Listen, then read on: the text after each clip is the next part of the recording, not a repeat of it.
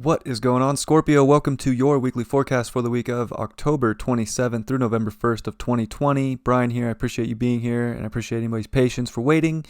Had the power out earlier this week, so kind of a short week for these on my end.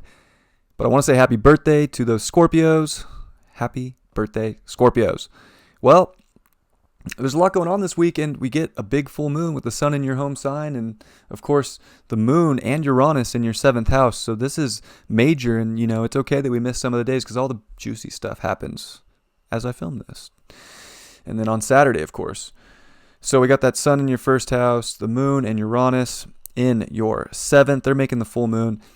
Uranus is exact for this full moon. I mean, this is within 3 minutes. This is literally a hair in the universe. They are exact. It is pretty powerful. And this is trying to liberate you. I would say that sun in your 1st house is trying to have you really break free and be yourself and step into your identity of what you truly want to create and who you are in this life.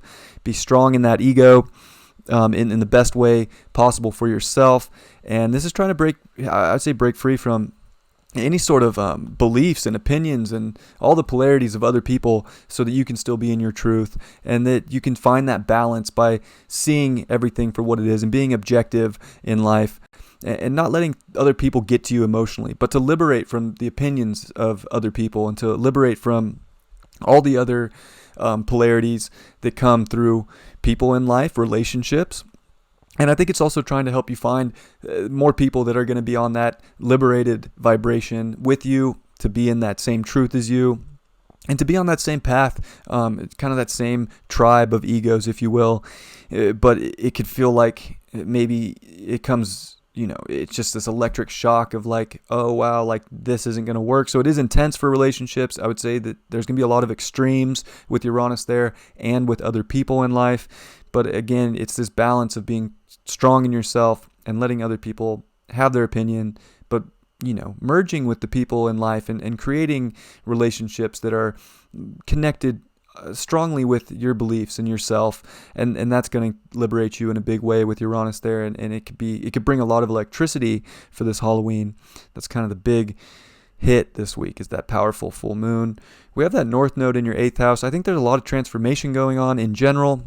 There's a lot of deep, renewal going on, and you need to make sure that your desires are pure and of the soul and of the identity you want to have, and that you're not obsessing over anything that doesn't actually emotionally satisfy you, but it just satisfies you because it's a physical thing. That South Node in the 2nd house. It's not about the physical things. It's about being strong and emotionally secure within yourself and your own confidence, and to renew yourself with that, and to transform through that place of that ego.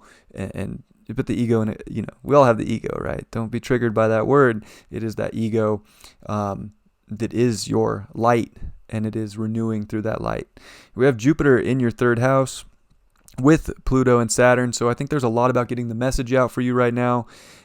Speaking your truth, objectifying, seeing both sides. Jupiter's going to quincunx that North Node in your 8th house. So, it is by being strong and confident within yourself and letting go of opinions of other people. It kind of comes back to this full moon. You kind of got to let go of any sort of polarities that aren't vibrating with you and that don't resonate with you and your true authentic self. It's about your desires, and you got to communicate that. And I think that it can feel difficult, but the more open you are with communication, the more you're going to be able to liberate yourself and not just go along with what other people may want or expect from you. It's about yourself in a big way, but again, not yourself in a nasty, be mean or overpower people. Let people have their truth, let them have their identity, but be strong in yours and try and connect and find that twin-like vibe. And I think that that's the gift that Jupiter would want to give with this quincunx being dealt with. Is it's going to connect you with people all over that are on that twin-like vibe, that are ready to transform their life the same way you are, and that's going to take you to a beautiful new place. Venus is going to ingress into your 12th house, so I think it can be really dreamy. I think that, the more you connect to the universe and the more you visualize the beauty that you want to create, whether it's within yourself or within the relationships that you want in your life, it is that connection to the oneness of everything and to the universe that is going to give you the most beautiful and dreamy reality there is. And I would say that with the opposition to Chiron in your 6th house, it's like, and with a Mars retrograde in your 6th house, you could want to be too nitpicky and pick apart reality, or overanalyze what it should look like. And in the end, it's like, letting the universe show you the beauty of life and not expecting reality to look a certain way or expect people to act a certain way, but to be of service in a sense, that, you're showing everybody that we all belong here and that we all have a place, because we do all have a place. No matter what the opinions are, whether they're completely opposite or the same, it is everybody trying to find themselves and evolve in that way. And we're all connected to that source and that oneness. And, I would say that the healing is definitely in seeing the beauty of not knowing what reality is going to bring. But if we overanalyze and overstress about it, it could bring us down and not let us see the beauty within ourselves, that is the beauty that the universe is trying to project through us.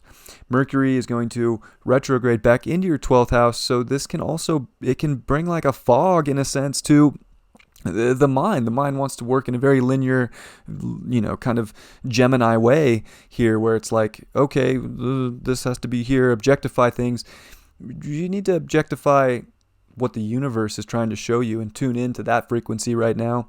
And I think that that's going to show you more about yourself. It's going to show you a deeper connection to everything, and it's going to help you connect more with other people and to get your desires met and to break free from any opinions that they don't belong with you, because they're just other people's opinions. You want to be strong in your beliefs, but that doesn't mean it's the only belief. You've got to be willing to see both sides. That's the balance. That's the harmony.